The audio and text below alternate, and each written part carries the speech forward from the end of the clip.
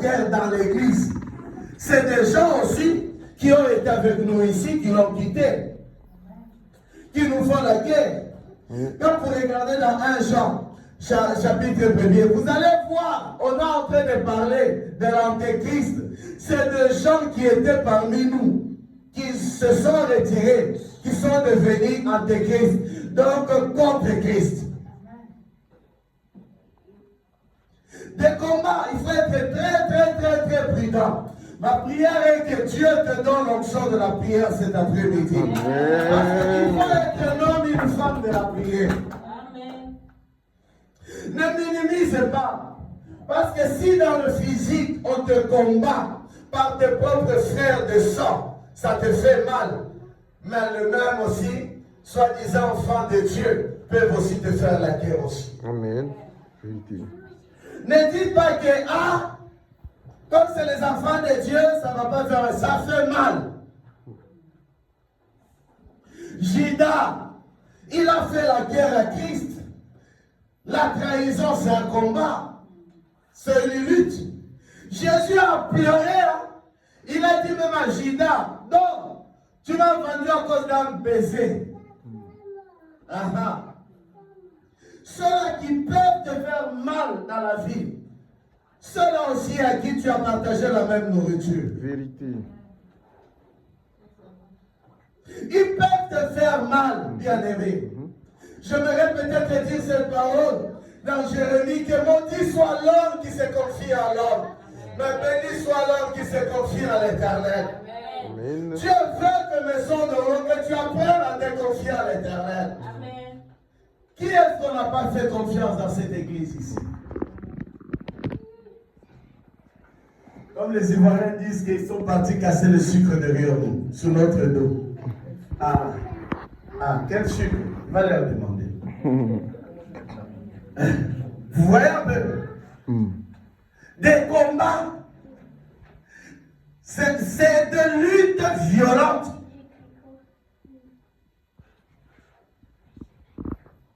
Balaam va les casser le sucre sur le même peuple qu'il a été établi.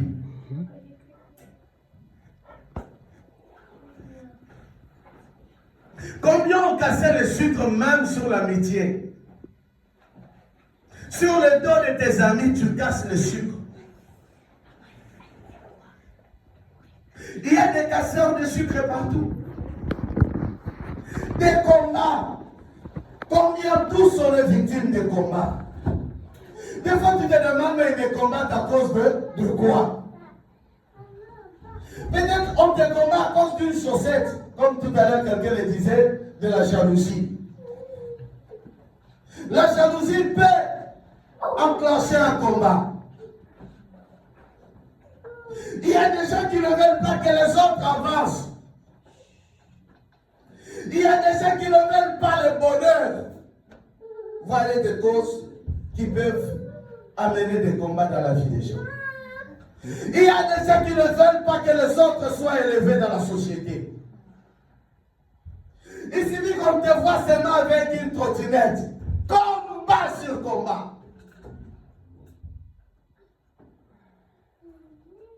À cause tout simplement d'un basket de 5 € de Lidl, tu risques de vivre un moment difficile. Que Dieu nous délivre de toutes sortes de combats au nom de Jésus. Devenons des hommes et des femmes de prière. Vous savez, nous sommes en train de vivre dans un monde rempli que de combats.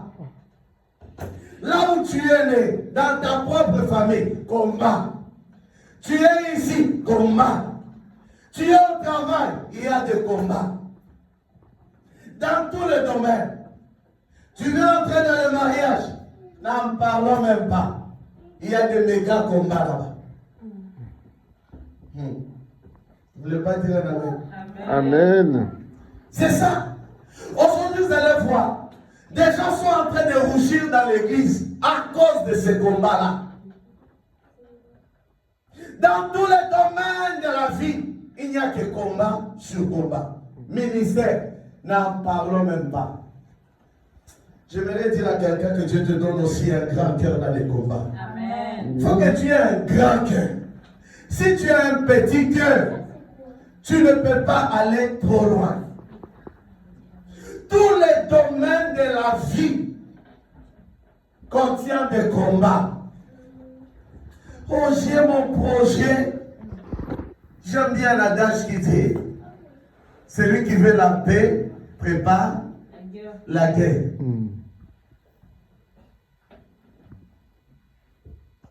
Tu veux te marier, prépare la guerre. Parce que cet homme ou cette femme que tu cherches appartient à une famille, non?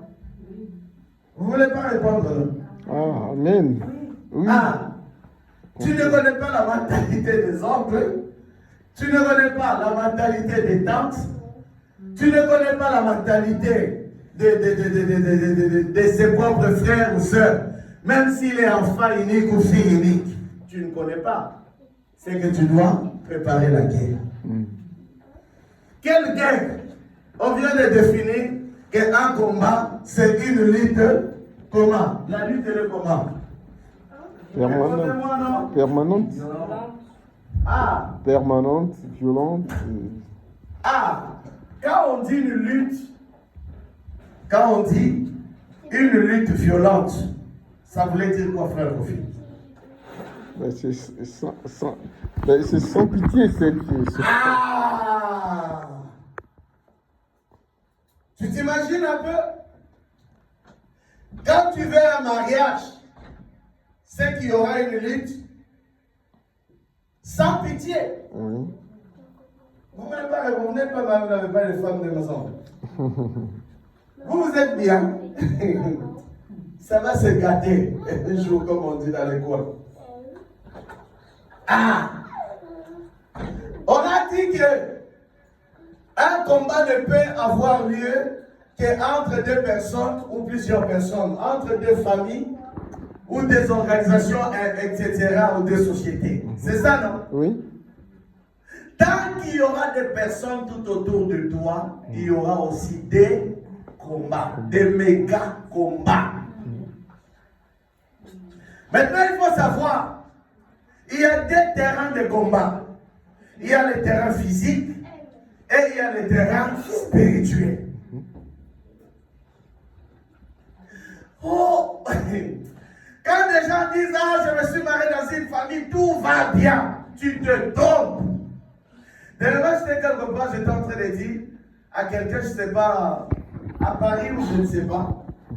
Non, je l'ai même dit ici à l'église. Tu peux te marier dans le physique. Ok. Tu ne vois aucun signe. Mais sache qu'il y aura la bagarre. Pour que les deux familles s'unissent, ils doivent se tester dans le spirituel. Vous ne voulez pas réagir pour dire Si, mon frère. Mon frère, on est sensible au sujet. Quand on dit qu'il faut prier pour le mariage, il faut prier réellement. Ah oui, c'est ça, papa. Il y a trop de combats. Ah, donc on commence quand même à toucher là, il fallait bien toucher. Il y a des combats. C'est sûr. Et comme je disais que le domaine de mariage, c'est un domaine où il y a des combats fréquents, s'il faut parler de ça.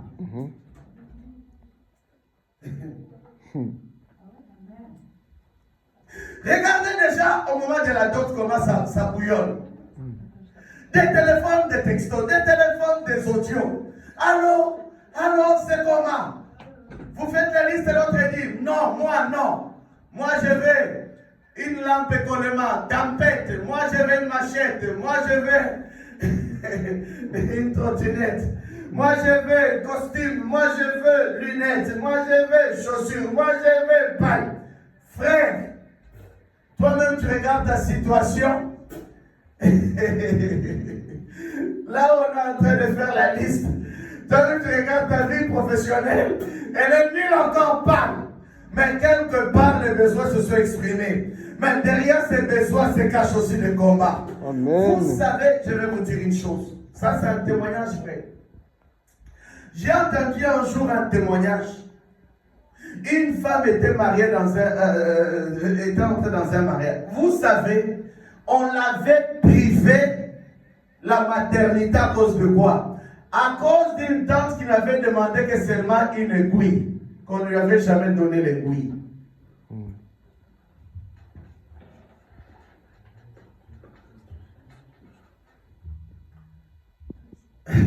Vous avez compris? À cause d'une aiguille, frère Kofi. Oui. Tu connais quand même une aiguille. Elle peut coûter combien d'aiguilles? Pas grand-chose, en tout cas. Rien du tout. Même pas 10 centimes. Mais on l'a privé la maternité par la tante. À cause de quoi? De l'aiguille.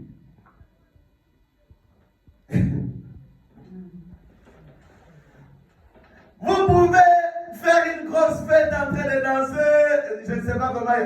Quel chant, frère Kofi, de moi, non? Oh, beaucoup. Ah. Coller la petite. Bon, voilà, coller la petite. Toi, tu vas coller la petite. Mais la tante aussi va te chauffer avec la petite. Ah, je suis en train de déclarer cet après-midi que l'Éternel arrête tous les combats qui ont été enclenchés sur ta vie. Amen.